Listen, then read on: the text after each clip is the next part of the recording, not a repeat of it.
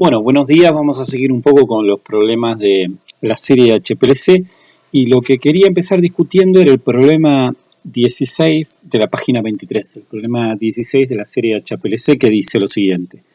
Se quiere hacer una determinación cuantitativa de vitaminas hidrosolubles y nos mencionan algunas: ácido ascórbico, niacina, tiamina, riboflavina, en una matriz acuosa. Proponga la metodología analítica a utilizar, modo cromatográfico, tipo de columna y sistemas de solvente. Entonces, a ver, lo primero que tenemos que pensar es que para determinar el modo cromatográfico, el tipo de columna y el sistema de solventes, tenemos que tener en claro cuáles son los analitos. Entonces, si van a buscar la estructura de los analitos, fíjense, este es el ácido ascórbico, esta es la niacina, esta es la tiamina y esta es la riboflavina. Fíjense que todas son moléculas orgánicas de pesos moleculares menores a 2000, con polaridades relativamente altas. En la mayoría de ellas hay o grupos oxidrilos, o un carboxilo y una piridina, o grupos amino, que las transforman a todas en moléculas orgánicas solubles en agua. Como son solubles en agua, son solubles también en mezcla de agua, acetonitrilo y metanol, por supuesto, estas moléculas no son volatilizables. Esa es la razón por la cual van a ser determinadas por HPLC. La segunda razón por la cual nos inclinaríamos por HPLC en lugar de por CG, no es algo que nos preguntan, pero que podemos pensar juntos, es que la matriz es acuosa. Podemos pensar que es un preparado vitamínico de estas vitaminas disueltas en agua. Entonces, es mucho más cómodo, aunque fueran volatilizables, HPLC, porque la matriz es directamente agua y puedo hacer una inyección directa de los analitos. En relación con la pregunta respecto del modo cromatográfico, recuerden que siempre que me pregunten por modo cromatográfico, me están preguntando una de cuatro cosas: absorción, reparto, intercambio iónico o filtración por tamaño. Y yo les dije, en el 90% de los casos lo van a poder resolver por reparto en modo fase reversa para las moléculas orgánicas que no son ni extraordinariamente polares ni extraordinariamente no polares. Y este es el caso. Estas son moléculas de una polaridad intermedia. El criterio es que puedan ser solubles en mezclas de agua, acetonitrilo o agua metanol a bajas concentraciones. O sea que podríamos proponer un método de HPLC que utilice una columna de reparto en modo fase reversa y pongamos nombre a esa columna. Podemos usar una columna RPC18, que era RPC18 Reverse Phase, 18 átomos de carbono. La otra cosa que nos preguntaban es que propongamos un sistema de elusión. Si estamos usando una columna RPC18, es decir, fase reversa, nuestros solventes tienen que ser una mezcla de una fase acuosa y un solvente orgánico. Como solvente orgánico podemos usar acetonitrilo, que es el tipo. Como fase acuosa tenemos que tener un poquito de cuidado y pensar un poco las cosas. Fíjense que hay algunos grupos que tienen actividad ácido-base. Acá tengo un ácido carboxílico, esta es una piridina, algunos de estos nitrógenos pueden comportarse como bases. Entonces lo que me va a convenir es baferear la solución, ¿sí? Siempre que tenga compuestos potencialmente ionizables, me conviene trabajar a un pH bafereado. ¿Qué pH? Bueno, eso lo tendré que estudiar en cada caso. En particular, por ejemplo, podría empezar probando pH 3 para que este ácido carboxílico esté no ionizado. Por supuesto, a pH 3 se me va a protonar este nitrógeno, este otro nitrógeno, y eso me va a alterar los tiempos de retención, pero digo, es una cuestión experimental que tendré que determinar. La otra cosa que podría pensar es cuál es el detector que voy a usar en este caso. Esperen que cambio, voy girando la hoja. Fíjense que todos tienen cromóforos, todos tienen sistemas pi extendidos.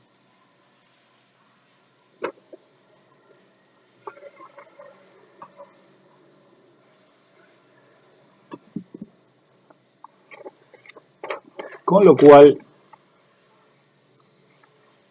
si voy mirando las estructuras para cada uno de ellos y pienso qué detector sería el más adecuado, fíjense que la niacina, la tiamina y la riboflavina, todos tienen anillos aromáticos. Vuelvo a poner las estructuras, niacina, tiacina y riboflavina, todos tienen anillos, al menos un anillo aromático que me garantiza la absorbancia en la zona del UV visible. La duda podría ser el ácido ascórbico, que solamente tiene este sistema pi, este doble enlace carbono-carbono conjugado a un carbonilo, y ahí a lo mejor la absorbancia no es muy alta, entonces tal vez para el caso del ácido ascórbico deberíamos estudiarlo, fuese necesario un método de derivatización precolumna. ¿Qué es una derivatización precolumna? Columna es la reacción entre el analito y un agente derivatizante que lo que hace es transformar la estructura del analito aumentando su absortividad molar. Por ejemplo, podría hacer reaccionar esto con cloruro de benzoilo. Y entonces muchos de estos oxidrilos se esterificarían transformándose en ésteres derivados del ácido benzoico, con lo cual aumentaría mucho la absortividad en la zona del UV visible. ¿Sí? Pero en términos, contestando otra vez la pregunta sobre qué detector, que es algo que nos preguntaban, pero que podemos pensar, todos ellos podemos pensar en el detector UV visible, eventualmente para el caso del ácido ascórbico habría que hacer alguna operación previa, y si buscan en bibliografía van a ver que la riboflavina presenta fluorescencia y por lo tanto sería posible utilizar un detector de fluorescencia en ese caso, ¿sí? En ese caso en particular. Vamos con el problema 17. En el problema 17 nos dice, se quiere determinar la distribución de pesos moleculares de una reacción de polimerización de estireno. O sea, lo que están es obteniendo poliestireno. Propongo una metodología analítica. Nuevamente, estamos en el caso de una molécula, un polímero, que por lo tanto va a tener un alto peso molecular. ¿Se acuerdan que en el cuadro de distribución de asignación de criterios pensábamos en cosas que tenían más de 2000 UMAS? Y la respuesta para esos casos, una de las posibles, era filtración por geles. Si se van a revisar los catálogos, yo por ejemplo acá puse un catálogo posible para hacer una determinación del grado de polimerización de estireno. ¿Qué es lo importante? Lo importante es saber que en el caso de estireno, para disolverlo voy a tener que usar un solvente orgánico, muy probablemente un solvente organoclorado, por ejemplo diclorometano, con lo cual la columna que voy a utilizar va a ser una columna cuya fase estacionaria pueda soportar ese solvente. Aquí hay una, Jodex GPC KF802, que es un nombre de fantasía para esta aplicación en particular. Es una columna de 30 centímetros de largo y 8 milímetros de diámetro interno. Como es poliestireno, lo que estoy polimerizando, y un montón de anillos aromáticos, ahí un detector UV visible me sirve perfectamente. Y si van a revisar las bandas de absorción de los anillos aromáticos, van a ver que, por ejemplo, 254 es perfectamente una zona en la cual podemos medir con el detector UV visible. Pasemos al próximo, que nuevamente me piden una reflexión del mismo tipo. El problema 18 dice, se quiere hacer una determinación analítica del contenido de cafeína y aspirina, o sea, el ácido acetilsalicílico, en una tableta de analgésico. Propongo una metodología analítica. Esta es la estructura de la cafeína, la habíamos visto antes, y este es el ácido acetilsalicílico. salicílico, la famosa aspirina. Fíjense que es un derivado del ácido benzoico que tiene un acetilo esterificando un oxidrilo en la posición 2 del ácido benzoico. Es muy común las combinaciones de ácido acetilsalicílico que funcionan como analgésico y antifebril con cafeína para darnos un shock, una tirada para arriba, precisamente con la cafeína. Ambas dos son moléculas orgánicas con masas relativas menores a 2000 Dalton, con polaridades intermedias solubles en mezclas de agua acetonitrilo o agua metanol, con lo cual el modo que podemos proponer para resolver estos analitos es modo reparto en fase reversa, ¿sí? Una columna C18, por ejemplo. Si tuviéramos una C8 también la podemos probar. Nuevamente, la fase móvil va a ser una mezcla de agua o un buffer y acetonitrilo. En este caso en particular, es importante que la fase acuosa esté buffereada. Fíjense que el ácido acetilsalicílico tiene un grupo carboxilato. ¿Se acuerdan que los ácidos carboxílicos en general tienen valores de pK-A cercanos a 5? Entonces, lo que me va a convenir es ponerme con un buffer a pH 3 en la fase acuosa para que este ácido carboxílico esté como ácido carboxílico y no como carboxilato. Lo vamos a discutir dentro de un par de problemas. Porque si por ejemplo, seteara el pH de la fase acuosa 5, donde justo es el pK-A del ácido acetilsalicílico, tendría la mitad del ácido acetilsalicílico en la forma de ácido carboxílico y la otra mitad en la forma de carboxilato. Recuerden que al valor del pK-A tengo una equidistribución de las dos especies ácido-base. ¿Y eso qué me va a producir en el pico? Un ensanchamiento o el pico se me va a partir. Por contrapartida, si ajusto el pH, por ejemplo, con una mezcla de ácido fosfórico y fosfato diácido A3, es probable que la cafeína se me protone. Pero bueno, eso en todo caso va a hacer que la cafeína salga más rápido que el ácido acetilsalicílico. ¿Cómo variaría la fuerza lugotrópica? En este caso, siempre en el sentido del aumento del solvente orgánico, en este caso del acetonitrilo. Los dos son sistemas aromáticos con los cuales los dos van a presentar bandas de absorción en el UV, o sea que el detector perfectamente puede ser un detector UV visible. Vamos con el problema 19. El problema 19 dice, se quiere determinar si un atleta ha consumido esteroides anabólicos, en particular se busca determinar una mezcla de metaandrostenolona y 6-beta hidroximetaandrostenolona. Propongo una metodología analítica para llevar adelante esta determinación. Yo les busqué las estructuras de la metaandrostenolona y de la hidroxiandrostenolona. Fíjense que solo difieren en esta posición, mientras que acá tengo un carbonilo, aquí tengo un oxidrilo. Es como la hidroxiandrostenolona es el producto de reducción de la metaandrostenolona. Me olvidaba una cosa. La otra cosa en la que difieren es en este hidrógeno, si no me olvidé, aquí es un metilo y aquí es un hidrógeno. Chequéenlo después, mírenlo en internet. Este es un caso límite porque, a decir verdad, es probable que estos dos anabólicos se pudieran resolver también por CG.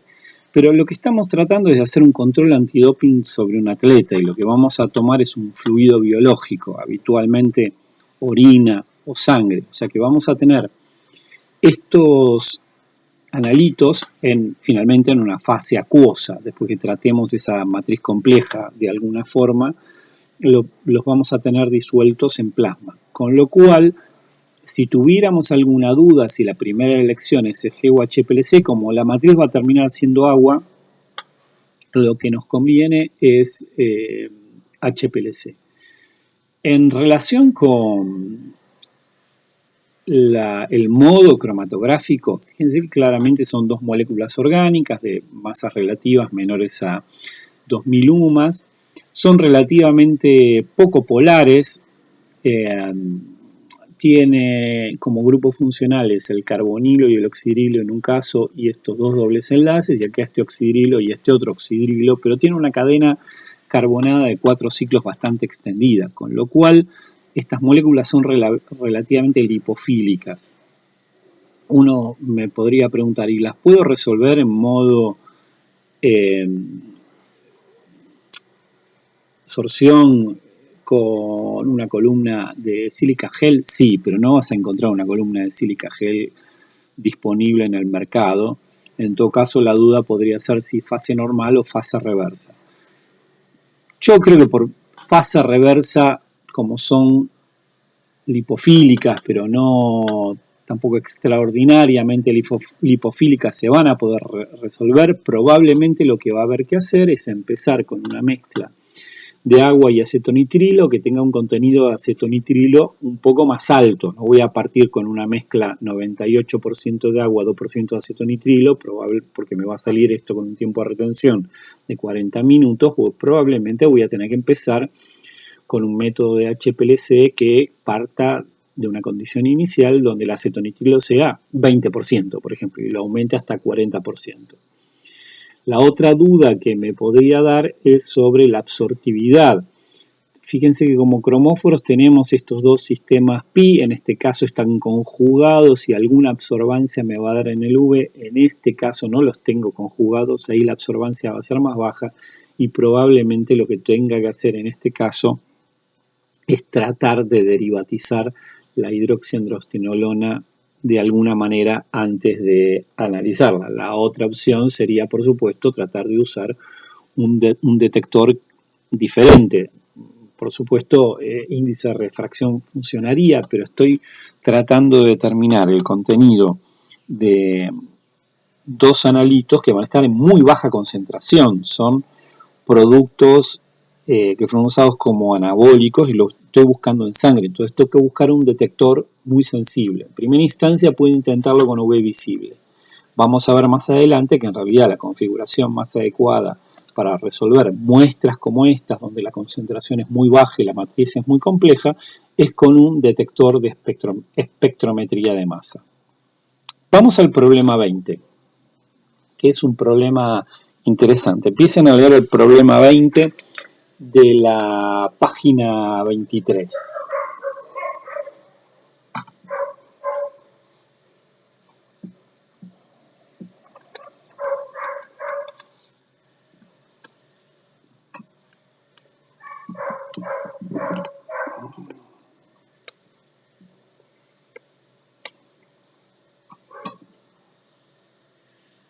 El problema 20 dice lo siguiente: se necesita optimizar un método de HPLC para determinar en forma conjunta fenol y ácido benzoico. Fíjense, tenemos dos analitos nada más. Fenol, que recuerden que tiene un pK sub A alrededor de 9, exactamente 9,2, y ácido benzoico, que tiene un pK sub A entre 4 y 5, exactamente 4,2.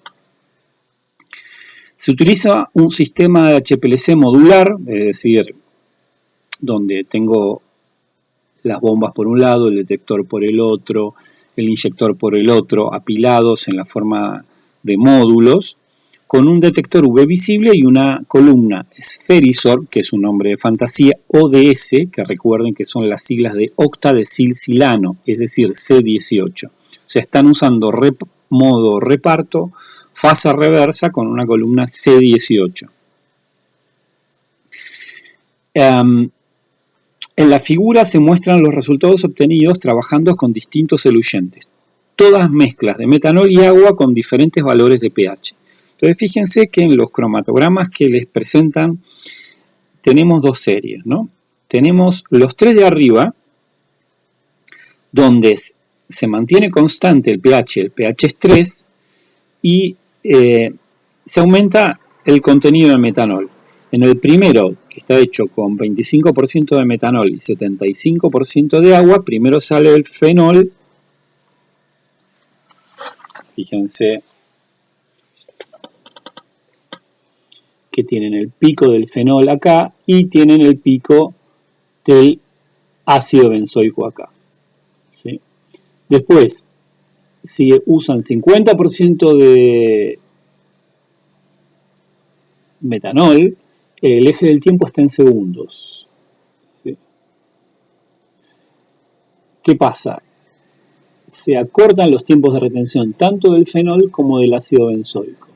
Finalmente, si uso 75% de metanol, me colapsa el ácido benzoico en el pico del fenol. ¿Ven que hay como un hombro acá? Eso es porque este pico se me montó en el pico del fenol. Abajo, lo que hacen es, mantienen constante la proporción de metanol, en todos los casos hay 50% de metanol, pero van variando el pH. En el primero, la fase acuosa está a pH 3, en el segundo está a 4,5 y en el tercero está a 6. Entonces me preguntan, explique claramente el efecto del porcentaje de metanol en el eluyente sobre el tiempo de retención para cada sustancia pH 3. Explique el efecto del cambio de pH para un eluyente con 50% de metanol. De todas las condiciones anteriores, ¿cuál les parece la mejor? Vamos por el primer caso, estos tres de arriba. Tengo pH a 3. A pH 3, si el pK del fenol es 9 y el del ácido benzoico 4,2, tanto fenol como ácido benzoico van a estar como tales. Entonces es razonable que al aumentar el contenido del solvente orgánico, en este caso metanol, los tiempos de retención tanto de fenol como de ácido benzoico disminuyan. Fíjense que acá el tiempo de retención del fenol era casi 700, cuando pasé a 50% de metanol lo tengo casi en 300, cuando pasé a 75 lo tengo casi en 180. Lo mismo pasa para el ácido benzoico. Entonces, el porcentaje del aumento del metanol lo que está haciendo a pH 3 es aumentando la fuerza helulotrópica de mi mezcla y me está disminuyendo los tiempos de retención. Al punto que cuando tengo 75% me están colapsando los picos. ¿Qué pasa ahora si varío el pH? Me fijo en esta condición. 50% de metanol, pH 3. Fíjense, a pH 3 voy a tener el fenol como fenol y el ácido benzoico como ácido benzoico. Perfecto. Me voy a pH 4,5. 4,5 ¿qué era? Justo el pH del pK del ácido benzoico. Entonces la mezcla va a contener fenol, pero el ácido benzoico distribuido en dos especies, como ácido benzoico y como benzoato.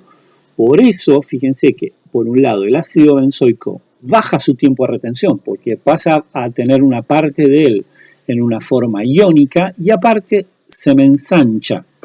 ¿Sí? Estos ensanchamientos de pico, cuando varía el pH, son típicos de equilibrios ácido-base en los analitos. Si me voy a un pH más bajo, pH 6, a pH 6, ¿qué va a pasar? Todo el ácido benzoico está como benzoato. Y entonces ahí el pico correspondiente al benzoato se vuelve a definir como un pico gaussiano y sigue bajando su tiempo de retención, mientras que el tiempo de retención del fenol se mantiene constante. ¿Por qué se mantiene constante? Porque el fenol a esos valores de pK-A no experimenta actividad ácido-base. Recuerden que el pK-A del fenol es 9, ¿sí? O sea, me tendría que ir a pK-A 11 para que empezara a pasar algo sobre el fenol, ¿sí? Entonces, ¿cuál es la moraleja de esto? Hay que tener muchísimo cuidado con el pH de las fases acuosas cuando mis analitos pueden tener actividad ácido-base. ¿Sí? Quería finalmente contarles algo que habíamos estado discutiendo muy por arriba como una estrategia, pero que no habíamos desarrollado, que es la técnica de apareamiento iónico. La técnica de apareamiento iónico es una técnica que sirve cuando no quiero usar una columna de intercambio iónico. Tengo analitos iónicos, pero no quiero usar una columna de analito de intercambio iónico. Que es el caso de los analitos que me proponen en el problema 21. Fíjense, ¿qué dice el problema 21? La determinación de colorantes en alimentos y productos farmacéuticos puede llevarse a cabo experimentalmente con HPLC en fase reversa utilizando un detector UV visible con arreglo de diodos. El problema que aparece comúnmente está relacionado con la gran polaridad de los colorantes sulfonados. En estos casos suelen aparecer colas en los picos cromatográficos que dificultan la identificación e integración de ellos. En el siguiente ejemplo se analizan las corridas cromatográficas de los colorantes descritos en la tabla utilizando distintos eluyentes. Fíjense que nuestros analitos, que van del 1 al 6, la tartrazina, el amaranto, el ponzó 4R, el sunset yellow y el scarlet red y la eritrocina, todos son colorantes. Si fueran a buscar su estructura, verían que todos son compuestos iónicos, ¿sí? Tienen grupos sulfonatos, carboxilatos, ¿sí? En general conjugados con anillos aromáticos. Todos excepto el scarlet red y la eritrocina, que eventualmente tampoco tiene grupos sulfonatos, la tartrazina, el amaranto y el ponzó, como tiene grupos ácidos sulfónicos, o grupos, recuerden, que son tan ácidos como el ácido sulfúrico, naturalmente estos van a estar como compuestos iónicos, ni bien los ponga en agua. Eso es lo que me indican acá en la tabla, ¿ven? El número de grupos de ácido sulfónico que tiene la tartrazina, el amaranto, el ponzó 4R y el sunset yellow. Scarlet red y eritrocina pueden ser ionizables, porque esto tiene un carboxilato acá, ¿sí? Pero no necesariamente van a ser ionizables. Depende del pH al cual lo pongamos. Entonces, ¿qué pasa? Digo, si uno quisiera analizar esta mezcla. Como tiene algunos compuestos iónicos, una posible respuesta sería utilizar una columna de intercambio iónico. Pero el problema es que tenemos dos compuestos que no son iónicos. Entonces, cuando tengo una mezcla de analitos iónicos y otros no iónicos, se me complica utilizar intercambio iónico porque no me va a resolver estos dos. Entonces voy a usar el siguiente truco. Voy a utilizar modo fase reversa agregando un modificador químico de la fase que es fosfato diácido de tetrabutilamonio, también conocido como TBA por tetrabutilamonio, ¿sí? Este modificador, ¿qué hace? Fíjense que es un catión orgánico. ¿Se acuerdan que el tetrabutilamonio era una sal de amonio cuaternaria? Este catión orgánico va a formar una sal con todos los ácidos sulfónicos que están por acá. ¿Y qué va a hacer? Va a formar un par iónico cerrado. ¿Qué es un par iónico cerrado? Un par iónico es un conjunto anión-catión. Como esto es muy hidrofóbico, ¿sí? Se va a pegar, entre comillas, bastante al grupo sulfónico y lo que va a aumentar es la hidrofobicidad de la tartrazina, del amaranto y del ponzó 4R. ¿Por qué? Porque ahora en lugar de tener sodio en los ácidos sulfónicos y estar como sulfonato de sodio, van a estar como sulfonato de tetrabutilamonio. Estoy aumentando mucho la cantidad de átomos de carbono sobre esas estructuras. Entonces, fíjense qué pasa. ¿Sí? Me proponen una serie de inyecciones en las cuales uso en algunas el modificador químico TBA, ¿sí? A distintos pHs y otras en las cuales no, ¿sí? Entonces, lo que quiero que analicen es si en función del agregado del tetrabutilamonio en la fase acuosa, si hay algún aumento de la hidrofobicidad de los analitos. ¿Sí? ¿Entienden? Si en las condiciones cromatográficas en las cuales ustedes agregaron el TBA, se produjo un corrimiento de los colorantes que tenían ácidos sulfónicos hacia tiempos de retención más grandes. ¿Sí? Este problema se los dejo para que lo piensen y nos lo consulten. Pero la idea es, el truco que usamos fue intentar modificar la estructura de los colorantes iónicos agregando tetrabutilamonio para formar un par iónico más hidrofóbico y poder usar una columna de fase reversa C18. Con esto más o menos cierran los problemas más importantes que queríamos contarles de HPLC, los problemas 22, 23 y 24 son problemas que sacamos de parciales y que se los dejamos para que los piensen. Nos gustaría que los resuelvan y que nos vayan consultando, ¿sí? Entonces recuerden que hoy va a haber una clase de consulta a la noche por Meet con Pamela, y si no, por supuesto, escríbanle a Gerardo para hacerles consulta por mail. La semana que viene nos vamos a volver a encontrar para empezar con la guía de cromatografía gaseosa. Un abrazo grande a todos.